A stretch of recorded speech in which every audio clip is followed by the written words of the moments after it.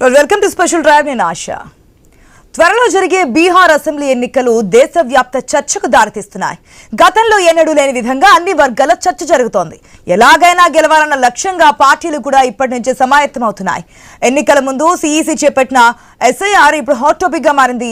బీహార్లో చేపట్టిన ఓట్ల సవరణ తప్పుల తడకగా మారిందని, ఈసీతో కలిసి ఓట్లపై చోరీకి పాల్పడుతోందని కాంగ్రెస్ అగ్రనేత రాహుల్ ప్రధాన ఆరోపణ.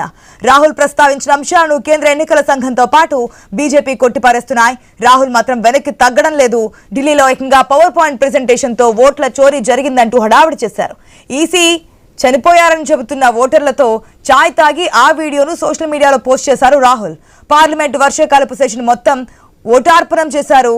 ఇండి కూటమి సభ్యులతో కలిసి పార్లమెంటు ముందు నిరసన ర్యాలీ తీశారు. ఇదే ఊపును కొనసాగించేందుకు రాహుల్ కీలక నిర్ణయం తీసుకున్నారు. ఈ వేడిని బీహార్ ఓటర్ల అసెంబ్లీ ఎన్నికలకు సంబంధించి జరిగే వరకు ఉండే విధంగా ఓట్ అధికార్ యాత్రను చేపట్టారు. సెప్టెంబర్ 1వ తేదీ వరకు యాత్ర సాగుతోంది. అయితే బీహార్ అసెంబ్లీకి ఏడాది అక్టోబర్ లేదా నవంబర్లో ఎలక్షన్స్ జరిగే ఛాన్స్ అయితే కనిపిస్తోంది. ఈ ఎన్నికలను ఎన్డీఏ ఇండి కూటమిలు ఛాలెంజ్ గా తీసుకుంటున్నాయి. అధికారం నిలుపుకోవాలని ఎన్డీఏ, పవర్ ను పట్టుకోవాలంటూ కూడా ఇండియా కూటమి పట్టుదలతో ముందుకెళ్తున్నాయి. వాస్తవానికి బీహార్ అసెంబ్లీ ఎన్నికలు ఎప్పుడు జరిగినా అవినీతి, అభివృద్ధి పనులే ప్రధాన అస్త్రాలుగా ఉంటాయి.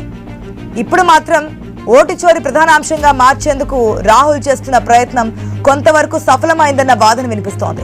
అందులో భాగంగానే ఇప్పుడు బీహార్లో 16 రోజుల పాటు 1300 కిలోమీటర్లు 25 జిల్లాల మీదుగా ర్యాలీ చేయాలని నిర్ణయించారు. భారత్ జోడో యాత్ర పేరుతో కన్యాకుమారి నుంచి కశ్మీర్ వరకు పాదయాత్ర చేసినటువంటి రాహుల్ కి ఈ యాత్ర పెద్ద కష్టం కాదు.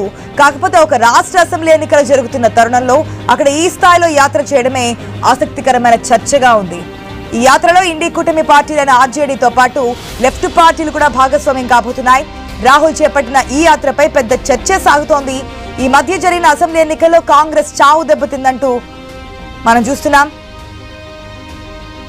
ఇలాంటి టైంలో బీహార్లో పట్టు నిలుపుకోకపోతే భవిష్యత్ అంధకారంలోకి పోతుందన్న ఆందోళన కాంగ్రెస్ లో ఉందన్న ప్రచారం సాగుతోంది. ప్రాంతీయ పార్టీలతోనైనా ఎన్డీఏ కూటమిని ఓడించి అధికారం హస్తగతం చేసుకోవాలని చూస్తున్నారు రాహుల్ గాంధీ. 2019తో పోల్చితే 2024 లోక్సభ ఎన్నికల్లో పర్వాలేదు అనిపించుకున్న కాంగ్రెస్ ప్రతిపక్ష పాత్ర పోషిస్తోంది. దీంతో ఊపిరి పీల్చుకున్న కాంగ్రెస్ ఆ తర్వాత జరిగిన అసెంబ్లీ ఎన్నికల్లో అంత ప్రభావం చూపించలేకపోయిందన్న విమర్శ కూడా ఉంది.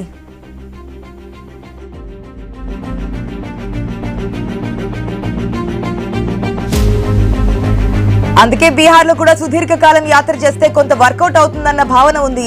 అందుకే చావో రేవో అన్నట్లుగా కదులుతున్నారు కాంగ్రెస్ పార్టీ అగ్రనేత. పైగా బలమైన పునాదులు ఏర్పాటు చేసుకున్న బీజేపీపై అవినీతి, అక్రమాలు, వ్యక్తిగత ఆరోపణలతో దాడి చేస్తే ఉపయోగం ఉండదని అనుకున్నారు ఏమో కానీ ప్రజలతో సంబంధం ఉన్న ఓట్ల చోరీ అంశాన్ని ఎంచుకున్నారనే అభిప్రాయం కూడా వ్యక్తమవుతోంది. మరి బీహార్ ప్రజలు ఎలా రిసీవ్ చేసుకుంటున్నారు, అక్కడ ప్రజల్లో ఎలాంటి చర్చ జరుగుతోంది, దీనిపై క్లారిటీ రావాల్సింది. అసెంబ్లీ ఎన్నికల వల్ల తమకు లభించే హామీలు, తమ ప్రాంతానికి జరిగే మేలు ఏంటనేది చూస్తారు. మరి ఇవన్నీ వదిలేసి ఓట్ల చోరీ అంటే బీహార్ ప్రజలు ఎంతవరకు స్వాగతిస్తారు? ఈ అస్త్రం కాంగ్రెస్ వర్కౌట్ అవుతుందా అనేదే ప్రశ్న.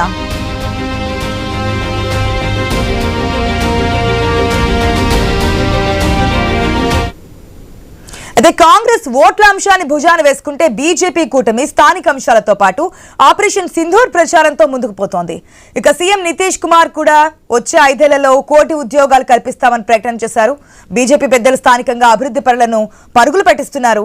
ప్రధాని మోదీ, అమిత్ షాలు విస్తృతంగా పర్యటిస్తూ ఎన్నికల వేళ తగిలిస్తున్నారు. మఖానా బోర్డు పెడతామంటూ కూడా కేంద్ర బడ్జెట్లోనే వరాలు కురిపించింది కేంద్రం. అయితే ఈ ప్రమాదానికి అంచనా వేసినటువంటి రాహుల్ అనుకో వ్యూహాత్మకంగానే ఓట్ల చోరీ అంశాన్ని చర్చకు పెట్టిందన్న వాదన వస్తోంది. ఒకవేళ రాహుల్ చేపట్టిన ఓట్ అధికార్ యాత్ర బీహార్లో సక్సెస్ అయితే ఆ తర్వాత జరిగే రాష్ట్రాల్లోనూ ఓట్ల ఫార్ములా అనుసరించవచ్చు. దీంతో అలర్ట్ అయినటువంటి ఈసీ ఓట్ల సవరణపై ఏమైనా అభ్యంతరాలుంటే సవరించుకోవచ్చని చెబుతోంది. పార్టీలు కూడా పరిశీలించుకోవచ్చని సూచిస్తోంది. ఇప్పటికే సుప్రీంకోర్టు కూడా కఠినంగా ఉండడంతో అందరూ వ్యూహాత్మకంగా ముందుకెళ్తున్నారు. ఇలాంటి టైంలోనే రాహుల్ చేస్తున్న ఓట్ అధికార్ యాత్ర చర్చనీయాంశంగా మారింది. నిజంగానే మరి ఈ ఓటు అధికార యాత్ర అనేది కాంగ్రెస్ పార్టీకి సపోర్ట్ చేసే విధంగా, అంటే ప్రజల నుంచి మద్దతు వచ్చే విధంగా టర్న్ అవుతుందా?